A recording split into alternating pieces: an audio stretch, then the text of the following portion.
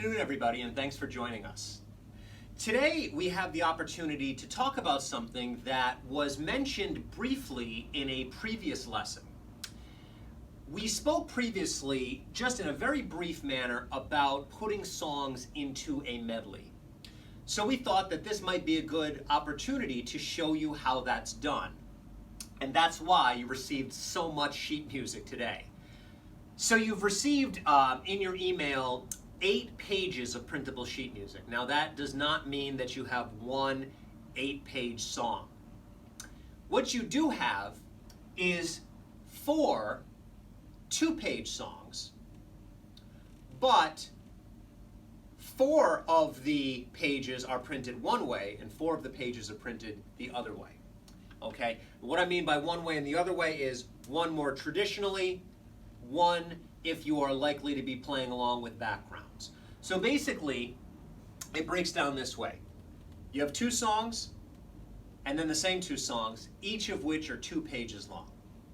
Now what we've done is we've classified them with A and B. So today we're going to start to talk about A, and then we'll finish up talking about B, the more traditionally printed piece. But that again is why you have so much sheet music. So don't be too nervous. It's just the way it is when you are looking to make a compilation. Now, a medley, which is the musical term for a compilation, is 2 or more songs played one after the next. And the idea is to seamlessly transition, or as seamless as possible, from one song to the other. And if you're going to do this, there are a few things that you have to maintain consistency with. I, frankly, am not asked about medleys throughout the year very often, but there is a point in time during the year where I receive more questions about medleys than any other time, and you can probably guess when that is: the holiday season. I have students, people email, call us and say, I have to put a program together, my family's coming over, they want to hear some Christmas songs, they want to hear some songs of the season. Can you teach me a way of chaining together a bunch of different songs? Or I want to do this for myself. I get to play these songs about, for over a month, and throughout the entire year I get 1 month of Christmas music, and I'm not going to be playing it in July, so I want to get my money's worth through these songs, and I'd like to string together a few of them. And how would I go about doing that? Well, there has to be some commonality between the songs that you've chosen, and it could be a variety of things, really. The common factor could be that they were written by the same composer. The common factor, as would be the case with songs of the holidays, is they could be seasonal songs, all from the same season. They could be from the same album. They could be from the same movie. They could be from the same Broadway show. There has to be some common linkage between the songs that you're hearing. Now, in Broadway, this is very evident. Broadway shows often have snips of songs that they will play at other parts of the show, which they will usually call a reprise. So they're bringing a portion of a song back that you've already heard, and they may string a few of those together. You may also hear songs from the show played in a medley type manner as you're walking in to find your seat. You're being ushered in, and they're trying to set the tone of the night. They're trying to get you into the mindset of what you're about to see. And how better to do that than to let you hear some of the music that's going to be incorporated in the show that you're about to enjoy. They may play compilations over the sound system as you're leaving. And that can be sometimes a little self-serving. If you find that to be the case, it's usually not unlikely that they will be selling the CD of the music that you're hearing as you walk out the door. I had a friend tell me recently they went to go see the Jersey Boys, and they went out into the lobby during intermission even, And what did they see? But all of the merchandise and then CDs. And they were playing the music in the lobby. So there could be some self-serving reasons to make a medley. But if for us, I mean, it would be self-serving to us because it's something we want to do. Okay? So again, the starting point is the songs have to make sense as being compared to each other. But when you're setting a song up yourself, it goes a little bit deeper than that. You have to take into account a few things. For example, are the songs that I've chosen all in the same key? That's a big one. Now you may be saying to yourself, but my instrument at home can change key. So does it really matter if the songs I've chosen are in different keys if I can, by using the features that I have, make them sound like they're in the same key? And the answer to that is, well, I mean, I guess not really. I guess it's not as important. You're certainly not being required to go find another copy of the song if you can transpose, if you'd like them to be in the same key. But here's the deal with transposing using buttons or features. It doesn't change what's printed. It may change the way what's printed sounds, but it doesn't change physically what's printed. And that's an important distinction because if you have a song that's in the key of D, and the next song that you have is in the key of A, and you want to change it so it sounds like it's in D, you're still playing an A, even though it's going to sound like it's in D. Let's say you have one that's in F sharp. Well, you can make it sound like it's in D, but guess what? You're still playing the song in F sharp, and F sharp is not an easy key to play in. It's comprised of mostly black keys, whereas the key of D or A are mostly white keys.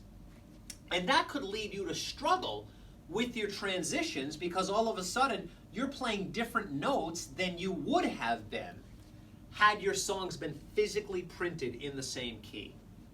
So it is less of a big deal if you have transpose, but I wouldn't necessarily say that it saves you from potentially going out and looking for something that's in the same key, because at least you'll be dealing with the same notes and the same chords for the most part. Now our songs this week, as I'm sure you may have already looked, are in the key of C, and that's great. Both are in the key of C. Something else you have to keep in mind is that ideally you would like the songs to be in the same time signature as one another. Now 4/4 is ideal because most songs are in 4/4. But if you had a song that was in 4/4 and you tried to link it to a song that was in 3/4 time, and then you went back to another song that was in 4/4, but then you changed to 6/8, and then you went to 2/2, and then you went to 5/4. There are a lot of different time signatures out there, and when you're trying to transition, again, we're trying to transition as smoothly as possible. Now, you want to hear a difference, but you don't want that difference to be so overt that you lose that melded connection that you are trying to create by putting the songs together in the first place. You also want to have some type of similar subject matter.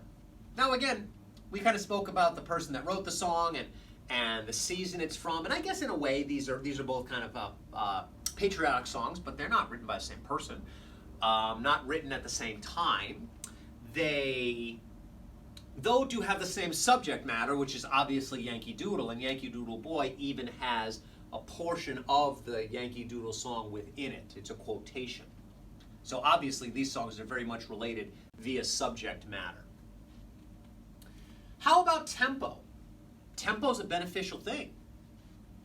Having the same tempo throughout your medley is very, very helpful. Not only will it allow you to hopefully play a little bit smoother, but you won't have this up and down that can occur feeling-wise when you are playing different tempos. You know, if you have a song that sounds really good at 50 and then your next song sounds really good at 150, I mean, you're going way up, and then if your next song is another ballad, you're going way down.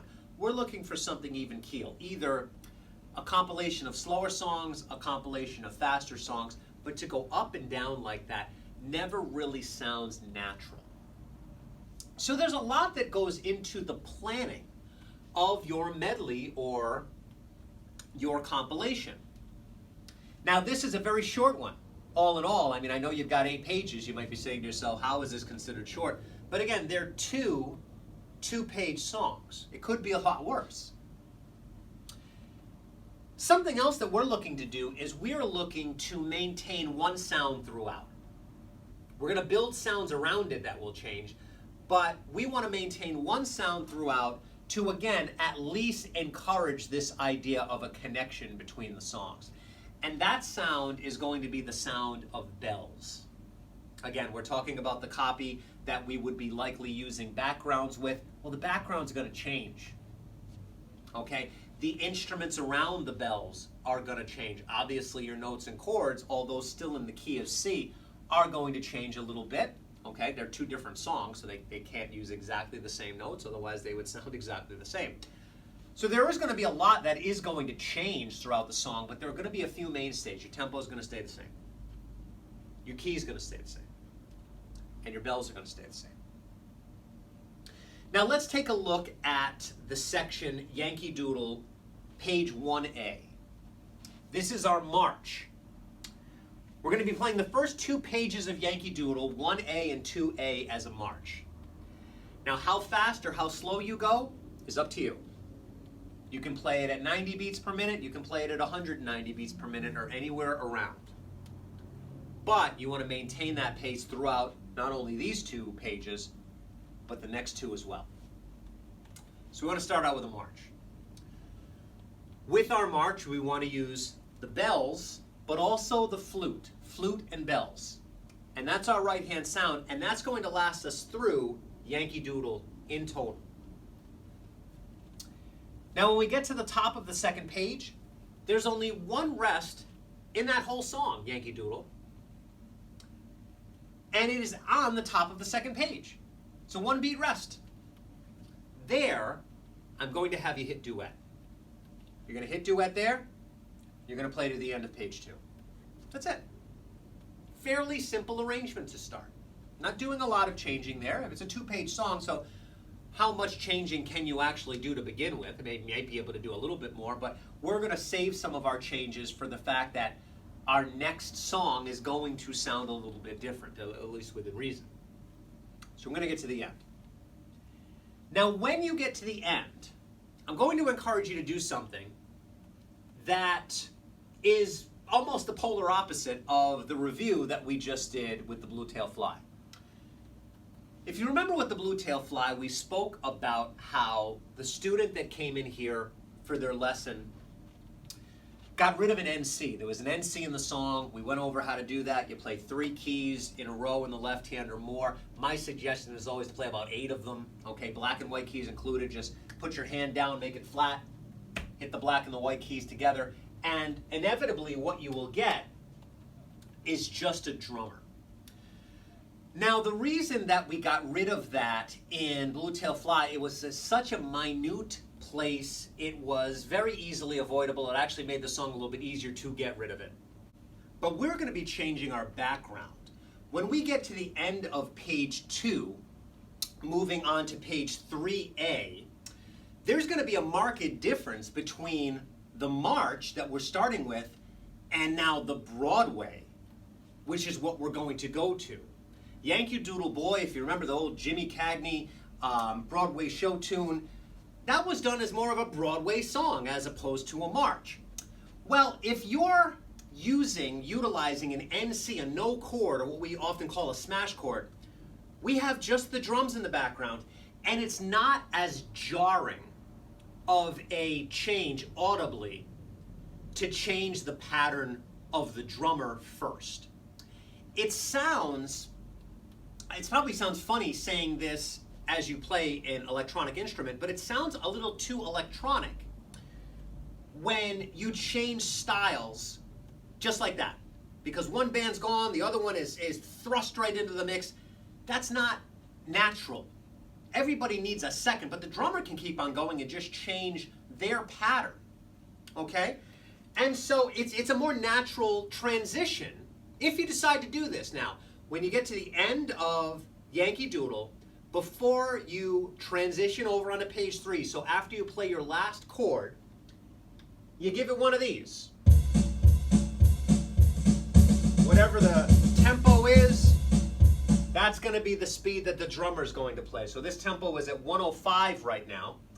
I'm going to speed it up a little bit. Let's go up to 120. Here we are at 120. I'm going to make the transition over to Broadway. Now there's a difference there. Maybe not an incredibly large one, but I will tell you when I play my next chord, it's going to be very noticeable. Now you may be saying to yourself, I noticed that the tempo stayed the same. How did you do that? I didn't memorize there, although I could have. That's something that I would strongly suggest to those of you that have that option, that can memorize. Go ahead and memorize it, because memorizing, again, not only saves you the opportunity to have to change instruments in the middle of the song, it does that for you, okay? As we know, it can also save tempos. We changed our tempos a few weeks ago, if you remember. That was a great opportunity to showcase the advantage of memorizing. Well, here, I want to keep my tempo the same. I'm actually running into the opposite issue that I would have otherwise. Well, memorizing would save you from your tempo changing, which is very often the case. If you were to look at your screen that has your tempo number in it, it's a different number for smooth or soft and easy or ballad than it is for a 3/4 time, for a waltz. And there are different numbers for gospel. There's different numbers for traditional or Latin. Different numbers for polka, country. But if you memorize, you can keep them all the same. Now, what if you can't memorize? Well, no big deal. Because you likely have the opportunity to lock your tempo in. And you lock your tempo in, I don't even know if this is in the owner's manuals, by hitting your 2 tempo buttons at the same time. And that's exactly what I did there. I hit my 2 tempo buttons at the same time, just touch them quickly. And what you'll notice on most instruments where you can lock in your tempo, there'll be a little star, a little asterisk on each side of the number, and the number doesn't change. Okay? Not as necessary on the clavinovas. All the CVP clavinovas can save. Okay? Many of the Lowrys can save, but the ones that can't, the smaller, the easy 10s, the easy 4s, the easy 3s, the easy 2s, you can lock your tempo in so that that number does not change. But again, you heard, excuse me, the change just in the drummer at first. But the background is going to be much different when I play my first chord at the top of Yankee Doodle Boy. Now, one thing I neglected to mention, because we're going to turn it off at the beginning of Yankee Doodle Boy, is at the top of the second page, there's a 1-beat rest, and we're going to add in the duet there. It's the only spot in the whole song where there's a pause. And when we get to there, we hit the duet, add the duet option, however you add it. It's going to make it sound like multiple flute players, as well as, maybe some extra bells. And that's literally the only thing that we do through the end of those first 2 pages. Well, when we get to page 3, duet's gone. Okay? Our tempo changes. Our bells stay. Our rhythm changes. Our tempo actually stays the same. I apologize. Our tempo stays the same. Our rhythm changes. Our bells stay the same. We change to a more Broadway show tune-like beat when we get to the top of the 3rd page, 3A. Now again, just went over how to keep our tempos. Memorize, lock it in, one of the 2. Now, what's the fastest way to get to a Broadway beat, particularly if you don't have a button that says Broadway? Well, if you don't have a button that says Broadway, it doesn't mean that you cannot still get a Broadway beat, provided that you have an option like song setup. Song setup on the Lowrys. It starts on the easy 3. When you're using your song setup, it gives you a very, very fast way to set up a song, which could be used for a variety of different reasons. Maybe you don't know anything about the buttons, but you see this button that says song setup and you say to yourself, well, if I take the name of this very literally, I guess it means it's going to set up the song so I don't have to. And that's exactly what it does. And it's great if you don't know the buttons, you hit power, you find song setup alphabetically, you scroll. If you find the song you want, you hit select, and you need to do nothing else but play the song. Great feature. But we're using it here, potentially, if you don't have a button that says Broadway anyways, for another reason. To allow us to transition to a more Broadway-styled arrangement much more quickly. So we want to change to Broadway. We want to change to the full organ. The flute's gone, okay? The flute is gone. The full organ is replacing the flute, but we still have the bells. And that duet I mentioned, that's gone too. Same tempo. New organ, duet gone, new style, Broadway. Now, you want to take a look in your song setup. Probably do this before you start. Yankee Doodle Boy may or may not be in there. If it's in there, great. If it's not, that's okay. Because what I'd like you to do is I'd like you to find a Broadway show tune. Does not have to be Yankee Doodle Boy, obviously, if it's not there. But you likely have at least one or possibly more Broadway show tunes that you could use in place of it. One of the big misconceptions with this song setup feature is that you can only play the song that it says to play on the screen. And that is a huge misconception. And if that is your view as to song setup, you're very much underutilizing it because you only have so many songs in there. Even if your instrument had 500,000 songs in it, now no instrument does, but even if it did, that's not every song that's ever been written. You think over the course of time, that's a lot of songs, but that's not anywhere close to however many have been written over the years. Well, yours has much less than that. No matter what you have, it has much, much, much less than that.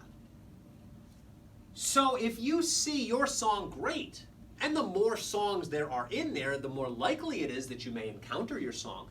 But if it's not there, just simply find a song that reminds you of that song. For example, maybe you have the setting to There's No Business Like Show Business. Perfect. Use it. Was it designed to be played using that song? Absolutely. Is it only to be used with that song? Absolutely not. You can play There's No Business Like Show Business, certainly. You could play Oklahoma. You could play Give My Regards to Broadway. You could play Yankee Doodle Boy. You could play a variety of songs that have that Broadway heritage to them. And that would be the fastest way to get to Broadway in lieu of having a button that says it or a way to save it. Now, doing a little bit of due diligence at the beginning really helps. What I would probably suggest doing is put that in your screen. Get that ready to go, because when you hit song setup, is that song, be it Give My Regards to Broadway or No Business Like Show Business, is that one going to be the one that comes up first? No, it's not. And I can tell you that because they always come up with the letter A, because they're always listed alphabetically. So I want to scroll through and find the song that I intend eventually to go to and leave that in the screen so that when I need it, I can recall it and get to it very quickly. Easiest way to get to Broadway. Now, you may have to turn off the introduction. There's always a potential of needing to do that because many songs in your song setup set up exactly that way with an introduction, okay? And it's a little difficult to transition between songs if you're using an introduction prior to playing each one. And probably more importantly, if you don't stop the beat, you're not going to hear an introduction, you're going to hear an ending. So it may be a good idea to make sure that the introduction button is not on after you choose the song that you've chosen, okay? Having said that, you could use an introduction, and that would be fine. Okay, if you decide to set it up that way and you're following by hitting stop and then you're playing your chord very quickly thereafter, maybe you can make it work. Okay, when I play it today for you, I'm going to use an introduction way at the beginning before the regular Yankee Doodle, and I'm going to use the ending of Yankee Doodle Boy way at the end. So I'm getting a March intro and a Broadway ending, which I think sounds pretty cool. Okay, but again, there are different ways that this can be arranged, and it's your arrangement. So this is the point again, where our Broadway is in, full organ, bells. We get to the top of the second page, and I'm going to have you add in a cousin of the duet, which is called either AOC or trio. Obviously, if you had neither one of those, duet again. But what we're looking to get is the step up from duet, which is 2 additional fingers added instead of 1. So by you choosing that feature, it's going to sound like you're playing 3 fingers in your right hand, even though you're only playing 1. And it's going to sound really good. And you play to the end. At the end of the song, you hit your ending, and you're good to go. So not an incredibly large amount of differences in the song, per se. 2 sounds at the beginning of the first page, and 2 sounds at the beginning of page 3. And we're adding in the duet, and then we're adding in the AOC or the trio. But there are some big changes. Obviously, your tempo's changing. Okay, that's a big one. Your notes and your chords are changing to a degree. We are in the key of C, okay? But one of them has, a few more chords to cover than the other. All right, so that you are going to hear a difference there, okay? Big difference is going to be the beat, okay? Particularly when you hear the intros and the endings. March introduction, and then I have the Broadway ending. So I'm going to play this for you a couple different ways. I'm going to play it once on Yamaha, play it again on a Lowry. Then we're going to talk about the other copy. Now the other copy is very interesting because the other copy, the other 4 pages, again, same 2 songs, written in the traditional manner, which is alluding to you probably not using a background. So how do I make each rendition sound different, or at least different from one another, if the background is the primary difference between the 2? I mean, aren't they just notes and chords? And if all I'm playing are notes and chords, how are they going to sound different? Well, I think you'll be very surprised how different pages B, 3 and 4B sound as compared to 1 and 2 in the B section. And it has everything to do with the left hand and the amount of responsibility called to do on your behalf. Now, something you're going to notice about that rendition, or those 2 renditions, the B section, is that, if anything, it's going to give you more of an appreciation for how Blue Tail Fly was written traditionally. As we said in the review, one of the great benefits of Blue Tail Fly is how predictable it was. Based on 1 chord on 3, and they were both the same. If it was a G bass note, it was a G chord. If it was a C bass note, it was a C chord. D went with D or D7, whatever the case may be. That could not be further from the truth with these 2 songs. I mean, it happens a little bit, but there are many instances when I play this traditionally where you'll see that the bass tone does not match the chord, or you play multiple chords in a row without a bass tone, sometimes 4 times in one measure for a significantly long amount of time. So when we come back again, I'm going to show you how to play 1 through 4 in the A section, once on the clavinova using all of the bells and whistles, once on the Lowry using all of the bells and whistles. Then we'll set up again, we'll play back on the clavinova playing this one traditionally, B 1 through 4 using no background. But I think even still doing it that way, you'll notice a big difference between pages 1 and 2 and pages 3 and 4. Now here we are on the Yamaha CVP 709 with our compilation, our medley of Yankee Doodle, first 2 pages, Yankee Doodle Boy, second 2. What I did to make it a little bit easier on myself, because this instrument has this feature, as many Lowrys do, is I have the opportunity to set on some preset buttons sounds that I want to use. So I have incorporated a button for each page. So I have 4 buttons, 4 pages. The first button has my march on it.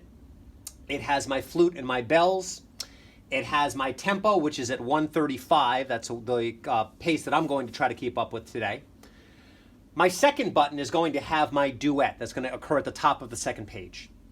Now when I get to the bottom of the second page, I'm going to do that smash chord I was telling you about. The 3 notes in the left hand or more, it turns off everything but the drums, which will hopefully allow me, as easily as possible, to transition into my next button, which is my Broadway. Same tempo, my flute is gone, my duet is gone, replaced by the full organ, The bells are still there. I play to the end of the page. I get to the top of the second page. I hit my last button, which adds in that trio, that AOC, and I play that through to the end. If you want to use an introduction, you are more than welcome to. Just make sure after you hit intro, you play your C chord to get it going. And this is the Yankee Doodle medley.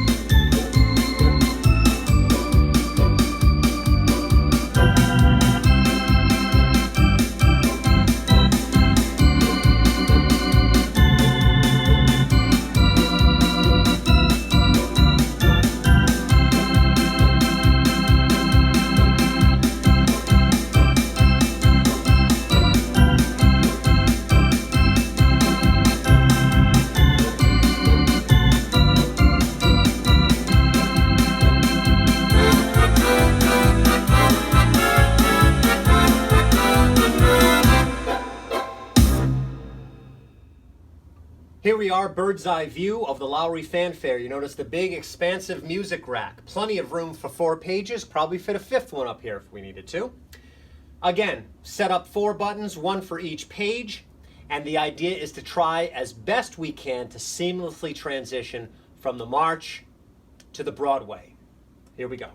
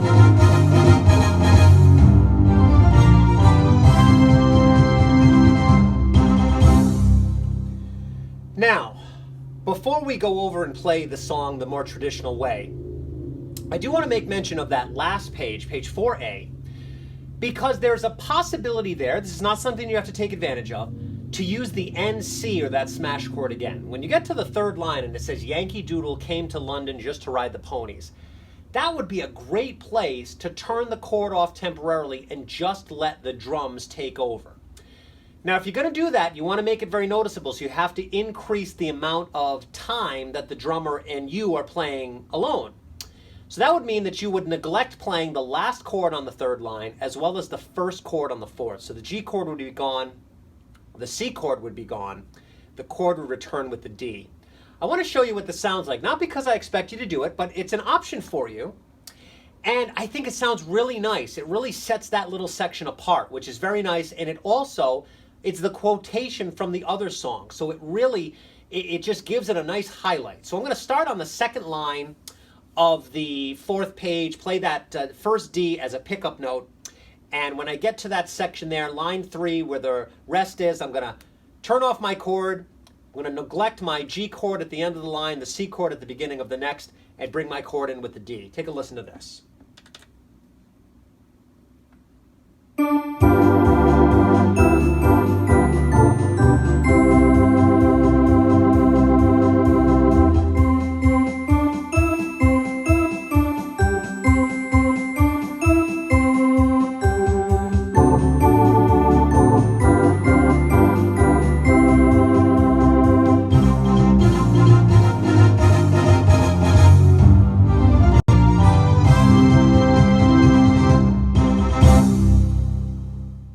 Okay, so the moment of truth, section B, no rhythm style. I'm not using Broadway, I'm not using march. I'm just using my two hands. If you're playing on an organ, maybe your foot plays the bass instead of your left hand here. The biggest difference in these two songs is the left hand. And you're going to notice that there's a striking difference between the two. And that's the whole idea, is that it becomes a medley that way. How do you make two songs sound different from one another is if the parts that were making it sound so different the other way are not there. And the answer is it's the part making the rhythm, which is your left hand, or in the case of an organ, your left hand and your foot. So I'm going to try to play this as slowly as I can, but still keep a relatively good pace. And here is Yankee Doodle and Yankee Doodle Dandy, or Yankee Doodle Boy rather, played traditionally.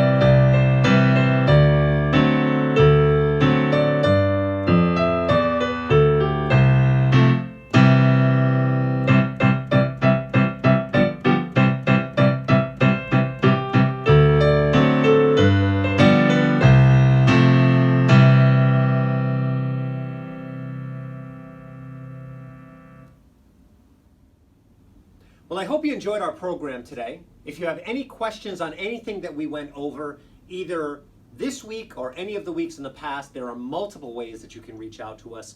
You can call the studio directly. The phone number is 401-277-9800. You can send us an email. If you go directly to our website, which is keystofunmusic.com, you can chat with us in our chat box. But our email is info@keystofunmusic.com, or you can simply come and visit us. Our address is 1665 Hartford Avenue. We're located in Johnston, Rhode Island. Thank you very much. We look forward to speaking with you soon.